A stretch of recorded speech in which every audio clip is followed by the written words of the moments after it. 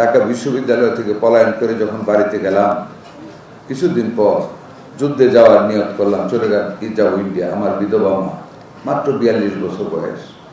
মাকে বললাম, মা কালকে যুদ্ধে যাব, ভারতে যাব, ট্রেনিং নিব। মা ফেল করে কাঁদতেছিলেন, যাইতে দিবে না।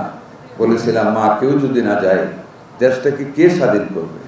আস্তে করে মায়ের বুকে দুটি হাত রেখে বিদায় নিলাম, চলে গেলাম। সেই মুক্তিযুদ্ধকে যদি অবজ্ঞা করেন, সেই স্বাধীনতার সৈনিক কুদ্দুস সাহেবদের যদি আপনারা স্মরণে না রাখেন, একদিন হারিয়ে যাবে মুক্তিযুদ্ধের চেতনা, থাকবে না আপনাদের স্বাধীনতা, থাকবে না আপনাদের গর্ব। তাই আমি সাখাওয়াত হোসেন বকুর অন্তত সাক্ষী দিব, সেই যে আমি তখন ছাত্র ইউনিয়ন করি, শহীদ রাষ্ট্রপতি জিয়া রহমানের আই মেজর জিয়া, এই শব্দটুক শুনে যখন স্বাধীনতার কথা বলেছে, তখন মনে হয়েছিল ফুটন্ত পানিতে বরফ উঠেছে শরীর, আর থাকবো না। আমি খুব আবেগের সাথে বলি, আমি কিন্তু একজন মুক্তিযোদ্ধার স্মরণ সভায় এসেছি, একজন ডাক্তারের না। আমি একজন মুক্তিযোদ্ধা হিসাবে, মুক্তিযুদ্ধকালীন সময়ের 90 সদস্য বিশিষ্ট গ্রুপের কমান্ডার হিসেবে আমার অন্তঃস্থল থেকে আমি কুদ্দুস সাহেবের জন্য দোয়া করি।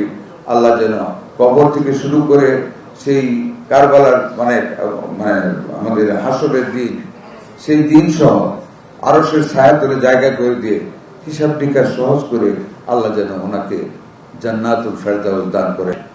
আপনাদের পেশার পাশাপাশি মুক্তিযুদ্ধের ইতিহাসকে সমুন্নত রাখতে হবে, মুক্তিযোদ্ধাদের মনে রাখতে হবে।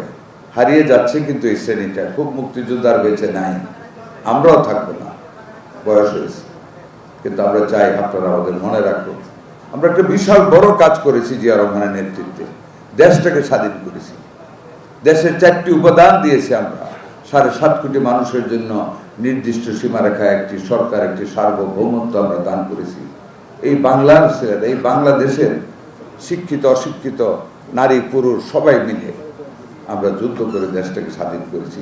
সেই স্বাধীনতা যুদ্ধের এক সৈনিক, আপনাদেরই সহকর্মী, যার স্মরণে আজকে আমরা এখানে একত্রিত হয়েছি, ডাক্তার আব্দুল কুদ্দুস সাহেব। আমার সাথে ওনার ব্যক্তিগত পরিচয় ছিল না, but I have heard many about him. ওনার সেই সাহস, দলের প্রতি সেই মমত্ববোধ, সাহসিকতার সাথে সময় সময় লড়ে যাওয়া, ডাক্তারদের প্রতি, বিশেষ করে আমাদের জাহিদ ভাইয়ের প্রতি ওনার যে শ্রদ্ধাবোধ এবং যে সমর্থন, যে মমত্ববোধ ছিল, সেটার প্রতি শ্রদ্ধা জানায়। আল্লাহ যেন কুদ্দুস ভাইকে বেহেশত নসিব করেন। ওনার রেখে যাওয়া শোক সন্তপ্ত পরিবারের প্রতি সমবেদনা জানাচ্ছি। আজকে আমি যে এসেছি,